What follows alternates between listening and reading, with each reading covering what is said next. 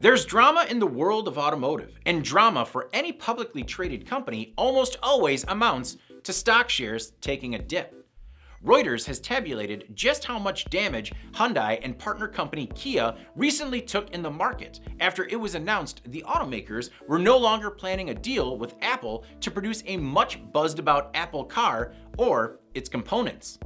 And it was sizable. In early January, Hyundai had confirmed a report that the company was in talks with Apple over potential plans to develop self-driving cars and/or electric vehicles batteries at US Hyundai and Kia factories. At the time, the news caused Kia shares to jump more than 60%, and the gains remained because reports continued to suggest that talks were ongoing and a deal imminent.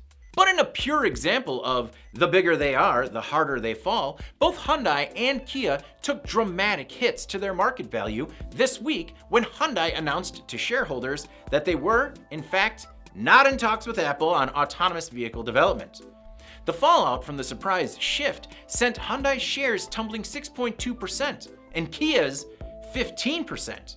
All told, the loss of market value between the two companies combined was a reported $8.5 billion. Hyundai acknowledged that they are in some early stage talks on autonomous and electric vehicle component development, but went out of their way to say these parties were not Apple.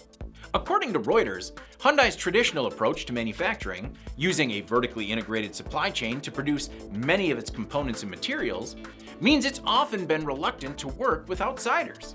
Reports suggest that there was internal opposition to becoming what they considered a contract manufacturer for Apple, especially when Hyundai may have been more interested in a true strategic partnership versus a supplier relationship. The alternate theory, laid out by some analysts, is that the talks might have collapsed due to the leaks of the partnership plan to the media. Something that might hold water when you consider that after Hyundai confirmed the rumors in January, they almost immediately backtracked, pulling Apple's name out of any statements relating to the potential tie-up. I'm David Manti. This is IEN Now.